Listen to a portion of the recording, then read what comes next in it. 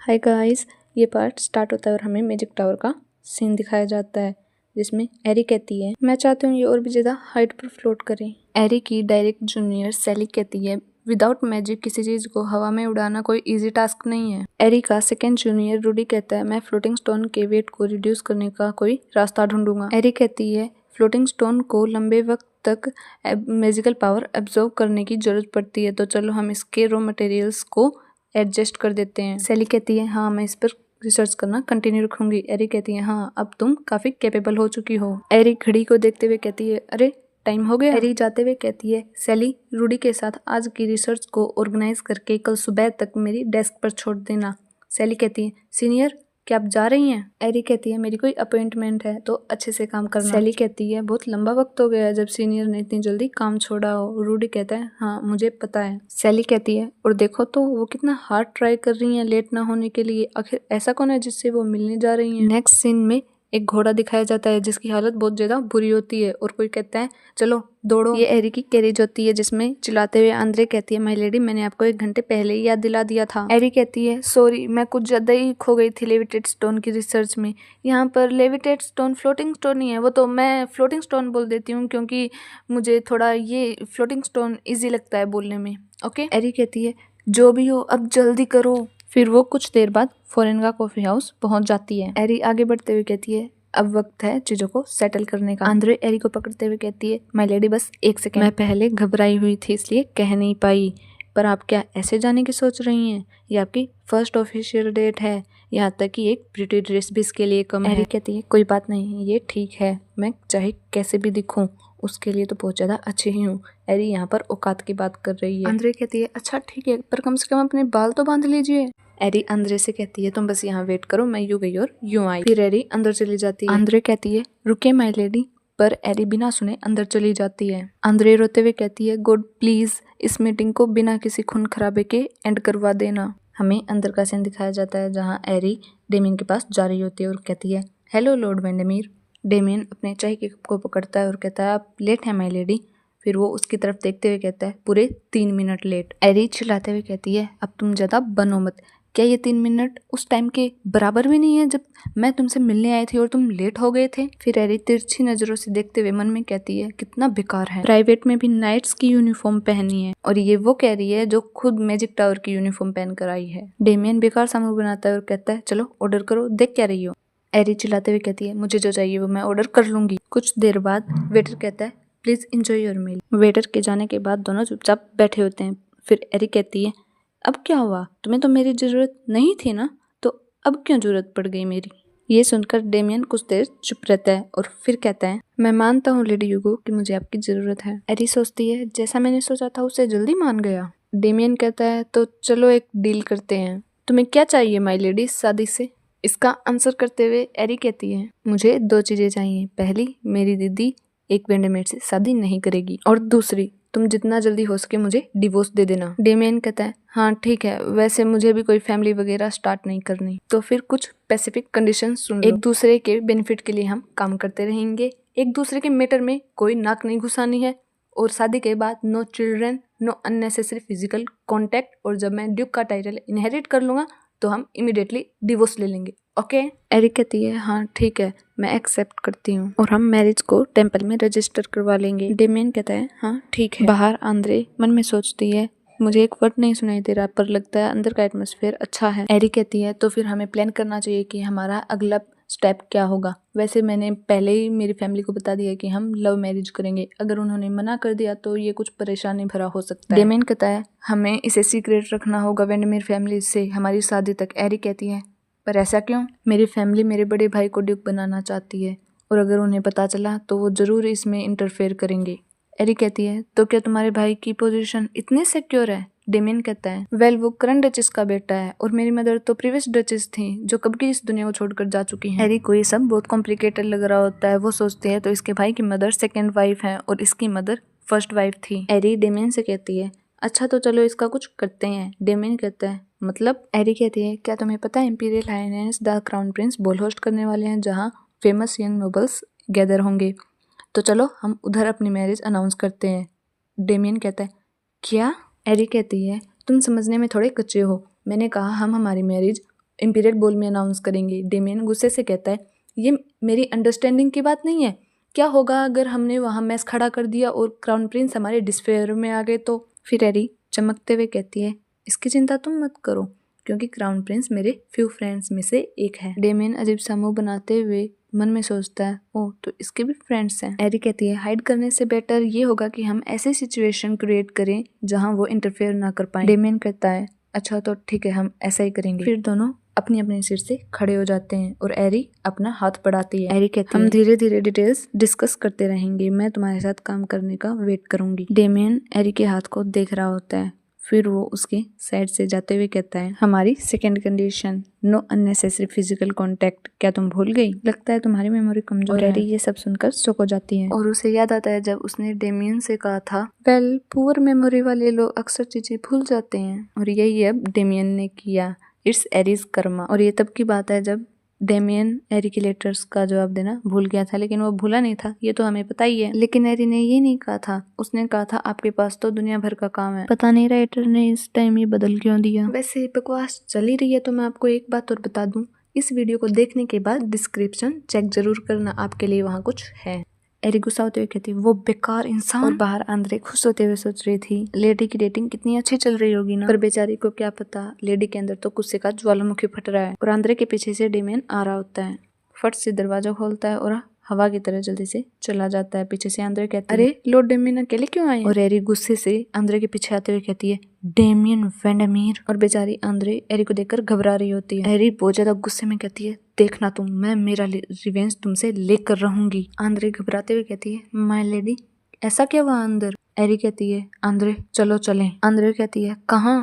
एरी चिल्लाते हुए कहती है हमें एक ड्रेस लेने की जरूरत है अगले वीक के बॉल के लिए। आंद्रे मन में खुश होते हुए कहती है माय लेडी ड्रेस सच में? और इस तरह एरी ने अपने गुस्से की ज्वालामुखी को अंदर ही दबा लिया। फिर वो कैरेज के पास जाती है जहाँ ड्राइवर कहता है बताइए आपको कहाँ जाना है? एरी कहती है तुम पीछे बैठो मैं चलाऊंगी। ड्राइवर नीचे उतर के कहता है पर आंद्रे कहती है ये ठीक है आप अंदर बैठिए। और अब हमारी एरी कैरेज चलाएगी। आप तो सोच ही सकते हैं कि वो कैरेज चलाएगी या हवाई जहाज। एरी बैठकर घोड़े की लगाम पकड़ती है और कहती है लेट्स गो, चलो भागो। एरी की स्पीड से आप तो देख ही सकते हैं अंदर बैठे आंद्रे और ड्राइवर का क्या हाल हो रहा है। एरी इतनी ज्यादा तेजी से कैरी चला रही थी कि पीछे से धूल का गुब्बार उड़ रहा होता है। फिर वो चिल्लाते हुए कहती है मैं मेरा बदला लेकर रहूंगी। नेक्स्ट सीन में हमें बॉल की सुबह एरी का मेंशन दिखाया जाता है। एरिस एरी को बुलाती है। एरी कहती है हाँ। एरिस कहती है क्या तुम सच में अपनी शादी की अनाउंसमेंट करने जा रही हो? एरी मुट्ठी कसते हुए कहती है हाँ ऑफ कोर्स, तुम देखना कल के सभी न्यूज़पेपर्स के फ्रंट पेज पर मेरी शादी की न्यूज़ छपी होगी। एरिस कहती है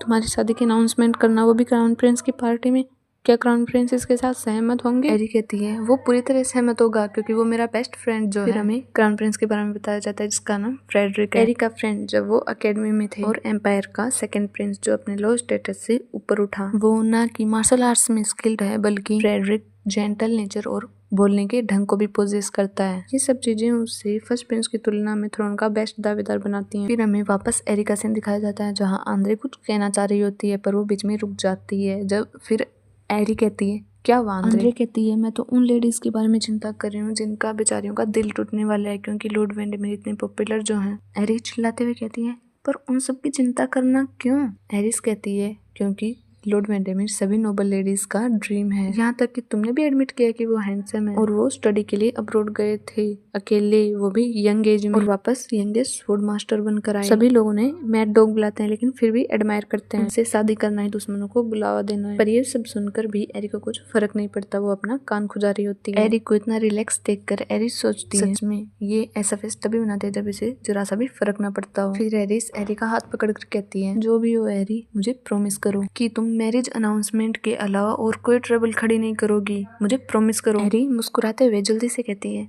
ओके। एरी का ये बोल्ड रिप्लाई सुनकर एरिस मुस्कुरा रही होती है जैसे कि उसे पहले ही महसूस हो गया हो कि एरिस बहुत बड़ी ट्रबल खड़ी करने वाली है। एरिस अपने मन में कहती है वैसे भी एरी मेरी बात नहीं सुनने वाली। नेक्स्ट सीन में हमें सेट्रॉन एम्पायर का इंपीरियल पैलेस दिखाया जाता है जहाँ पार्टी चल रही होती है, सभी लोग एंजॉय कर रहे होते हैं। तभी एरी और एरिस के आने की अनाउंसमेंट होती है। एरी कहती है इतने ज्यादा लोग, और इस ड्रेस में तो एरिस सच में बहुत ज्यादा ब्यूटीफुल लग रही है। एरी कहती है ये तो इंपीरियल पैलेस के बॉल से एक्सपेक्ट किया ही था, पर एरी के यहाँ आने से कुछ लोग खुश नहीं थे। आपको वो पीछे ऑरेंज ड्रेस में या फिर उसे रेड कहें, जो भी है, वो लेडी दिख रही होगी। वो कहती है, oh what a rare sight, दोनों बहनें एक साथ आई हैं। और उसके साथ की वो पंखे वाली लड़की कहती है, लेडी एरिसिला ने लास्ट अपीयरेंस दी थी, उसको बहुत ज्यादा लंबा टाइम हो गया ना। फिर एरी उनकी तरफ तिरछी नजरों से देखते हुए सोचती है, लो ये स्टार्ट हो गया नोबल लेडीज के गॉसिप्स।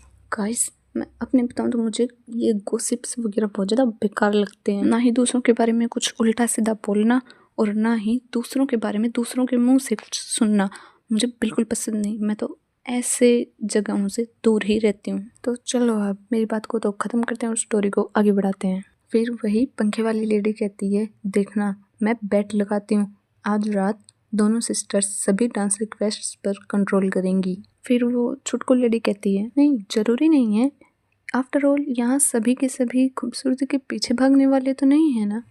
इन सब की ऐसी बातें सुनकर एरी एक जगह जम जाती है। फिर वो अजीब सा मुंह बनाते हुए सोचती है, तुम्हारे पास बस यही है। एरी उनकी तरफ डेंजरस स्माइल करती है और सोचती है, मेरे बारे में ऐसे बात कर रही हो, अच्छा है आज की न्यूज को सब जगह फैला देना। एरी की ऐसी डेंजरस स्माइल को देखकर वो पंखे वाली लेडी कहती है, लगता है कुछ ज्यादा ही हो गया। पीछे से एरिस आते हुए कहती है, एरी उधर तो देखो। फिर एरी उस तरफ देखती है जहाँ से हमारी स्टोरी का मेन कैरेक्टर डेमियन वेंडमिर आ रहा होता है। और सच में आज तो वो बहुत ज्यादा हैंडसम लग रहा होता है, जिसे देखकर सभी लड़कियां पागल होते हुए कहती हैं, ये तो लॉर्ड वेंडमिर हैं, वो एक चलते फिरते स्टैचू हैं, कितने हैंडसम हैं। डेमियन के पीछे खड़ा लड़का या आदमी जो भी कहीं वो भी ब्लश कर रहा होता है। फिर डेमियन चलते हुए एरी के पास जाता है और कहता है, गुड इवनिंग लेडी यूगो। एरी भी उसका रिप्लाई करते हुए कहती है, हेलो लॉर्ड वेंडमिर। और ये देखकर लेडीज की इतनी जली होती है ना, मैं क्या बताऊं, पर आप खुद ही देख सकते हैं। उनमें से एक कहती है, क्या सच में लॉर्ड वेंडमिर ने उससे बातें करी? दूसरी कहती है, नहीं ऐसा नहीं हो सकता, मैं इस पर बिलीव कर ही नहीं सकती, आखिर उन दोनों की रिलेशनशिप क्या है। फिर डेमियन एरी से कहता है, मैं वेट कर रहा हूँ। गाइस आगे बढ़ने से पहले मैं आपको बताना चाहती हूँ कि प्लीज पीछे से जो शोर आ रहा है उसे इग्नोर करना। तो मैं कहाँ थी? हाँ ये तो आधी बात है, पूरी बात वो मन में कहता है, तुम्हारी मैरिज अनाउंसमेंट का। एरी रिप्लाई करते हुए कहती है, मैं आपसे मिलकर बहुत ज्यादा खुश हूँ लॉर्ड वेंडमिर। ये भी आधी बात है, पूरी बात वो मन में कहती है, क्योंकि मेरा प्लान तुमसे रिवेंज लेने का जो है। और इनकी दिखावटी मीठी बातें सुनकर सभी लोग शॉक हो जाते हैं। लड़कियां तो शॉक होती ही होती हैं, पर ये लड़का भी शॉक हो जाता है। शायद इसको भी डेमियन पर क्रश होगा, क्योंकि डेमियन जब से यहाँ पहुंचा है तब से ही प्लस कर रहा है। और वैसे भी हमारा मेन कैरेक्टर इतना हैंडसम जो है, पर ऐसा भी हो सकता है कि इसे वाइन कुछ ज्यादा ही चढ़ गई हो। जो भी है स्टोरी पर आते हैं। फिर लोग चिल्लाते हुए कहते हैं, क्या वो डेटिंग कर रहे हैं? क्या लेडी यूगो और लॉर्ड वेंडमिर कपल है? एरी मन में कहती है, तो सभी की अटेंशन हमारी तरफ है। फिर कोई कहता है, पर वो नाइट है और वो एक मेज। फिर दूसरा कहता है, सच में प्यार हैसियत नहीं देखता। एरी मन में कहती है, ये मोमेंट इसी का तो इंतजार था। फिर वो अपना हाथ बढ़ाते हुए बड़े प्यार से कहती है, लॉर्ड वेंडमिर क्या आप मेरे साथ डांस करना चाहेंगे? ये सब देखकर और सुनकर सभी लोगों को 440 वोट का झटका लग रहा होता है। ये तो छोटे मोटे झटके, अभी सबसे बड़ा झटका लगना तो बाकी है, वो भी 880 वोट का। लेकिन दूसरी तरफ एरिस उन दोनों को देखकर खुश होती है। पर आप डेमियन को मत भूलना, क्योंकि लोगों को तो आगे चलकर झटका लगने वाला है, लेकिन बेचारे डेमियन को तो अभी से 880 वोट के झटके से भी ज्यादा बड़ा झटका लगा है। वो घबराते हुए मन में कहता है, नहीं ऐसा नहीं हो सकता। फिर उसे वही मोमेंट याद आता है जब उसने एरी से हाथ मिलाने से मना कर दिया था और कॉन्ट्रैक्ट याद दिलाया था। फिर एरी मन में शैतानी हंसी हंसते हुए कहती है, बस तुम मुझे रिजेक्ट करने की ट्राई करो। एरी को ऐसे डांस के लिए पूछते देखकर कोई कहता है, क्या लेडी एरिसिला ने उनसे डांस के लिए कहा? फिर कोई भीड़ में से कहता है, एज अ जेंटलमैन वो रिफ्यूज नहीं कर सकता। फिर बेचारा डेमियन बेबस होकर दांत पीसते हुए एरी का हाथ पकड़कर कहता है, अच्छा तो ठीक है, फिर मुझे हॉल तक आपको एस्कॉर्ट करने के लिए अलाउ कीजिए। फिर डेमियन स्माइल और प्लस के साथ एरी को प्यार से देख रहा होता है और एरी भी उसे बड़े प्यार से देख रही होती है। लेकिन अभी ट्विस्ट बाकी है। और ट्विस्ट ये है कि ये हमारी भोली भाली प्यारी सी एरिस का पॉइंट ऑफ व्यू है। एरिस खुश होते हुए मन में कहती है, वो सच में डेटिंग कर रहे हैं। वैसे भी हमें तो पता ही है उनकी रियल फीलिंग्स क्या हैं, और अगर आपको नहीं पता तो आगे पता चल जाएंगी। फिर डेमियन और एरिस हॉल की तरफ जाने लगते हैं। एरिस मन में कह रही होती है, मजे करना, और दूसरी लड़कियां आंसू बहा रही होती हैं। और इस तरह डेमियन और एरी ने सभी को फूल बना दिया। आखिरकार इतना भयंकर एफर्ट करने के बाद वो फाइनल स्टेप तक पहुंच गए। और अब आपको पता चलेगा उनकी रियल फीलिंग्स। एरी को उल्टी आ रही होती है और डेमियन कहता है, आज पता नहीं किसका मुंह देख लिया मैंने। फिर वो डांस हॉल पहुंचकर डांस करने लगते हैं। डेमियन कहता है, आखिर कब तुम शादी की अनाउंसमेंट करोगी? एरी कहती है, बस ये डांस खत्म हो जाए फिर डेमियन कोल्ड एक्सप्रेशन बनाते हुए कहता है, क्या तुम उसे बदला लेने के लिए इतनी ज्यादा डेस्परेट थी? एरी हंसते हुए कहती है तुम कितने ज्यादा बुरे हो, बस अपने फेस को रिलैक्स करो वरना लोग सोचेंगे कि हम फाइट कर रहे हैं। फिर डेमियन कहता है मेरे एक्सप्रेशन इसके कारण बुरे नहीं है। एरी पूछती है तो फिर क्यों? डेमियन कहता है मैं बस डांस करना पसंद नहीं करता, यही कारण है। फिर कुछ देर बाद डांस खत्म हो जाता है। फिर एक आदमी पर्ची पकड़कर अनाउंस करते हुए कहता है his highness the crown prince की तरफ से एक मैसेज है, लेडी एरिसिला ह्यूगो एक इम्पोर्टेंट अनाउंसमेंट करेंगी। ये सुनकर एरिस के साथ साथ सभी लोग उनकी तरफ देखने लगते हैं। डेमियन और एरी स्टेज पर खड़े होते हैं। डेमियन के एक्सप्रेशन बहुत ज्यादा कोल्ड होते हैं। वो सोचता है फाइनली ये मेरी अनाउंसमेंट का टाइम है और यहाँ मैं। डेमियन मन में इतना कहता ही है कि एरी जोर से कहती है मैं शादी करने जा रही हूँ और डेमियन पीछे सोच में डूबा होता है। एरी आगे कहती है किसी और से नहीं बल्कि लॉर्ड डेमियन वेंडेमेर से, हम आपको इनविटेशंस जल्दी ही सेंड कर देंगे तो प्लीज आइए और हमारे साथ सेलिब्रेट कीजिए। एरी का ये 880 वोट का झटका नहीं कुछ ज्यादा ही है। वो खाने के बाद सभी शोक के मारे जम जाते हैं। पूरी भीड़ चिल्लाते हुए कहती है क्या लेडी एरिसिला ह्यूगो और लॉर्ड वेंडेमेर? बेचारे डेमियन का तो पब्लिक से भी ज्यादा बुरा हाल होता है। बेचारे का मुंह देखकर मुझे तो सच में बहुत ज्यादा हंसी आ रही है। पता नहीं डेमियन ने सुबह सुबह किसका मुंह देखा था, बेचारे को बड़े बड़े झटके लगते जा रहे हैं। डेमियन मन में कहता है इसने सबको बिना कॉन्टेक्स्ट के ये सब बता दिया, मतलब बिना संदर्भ के इसने सबको बता दिया, क्या ये सच में पागल हो गई है? एरिस सबके ऐसे एक्सप्रेशंस देखकर हंसते हुए कहती है मुझे जो कहना था वो मैं कह चुकी हूँ, आगे की पार्टी प्लीज एंजॉय कीजिए। फिर कोई एरी की तरफ आते हुए कहता है एरिसिला रुको। एरी कहती है अरे फ्रेडरिक। फिर वो हाँफते हुए कहता है अच्छे से एक्सप्लेन करो। शादी? क्या मतलब है तुम्हारा इससे? और ये है सैटर्न एम्पायर का सेकंड प्रिंस फ्रेडरिक। तो आज के लिए बस इतना ही। हाँ मुझे पता है ये थोड़ा नहीं बहुत ज़्यादा लेट है, पर आप चिंता मत कीजिए, अगला पार्ट में जल्द ही लाऊंगी।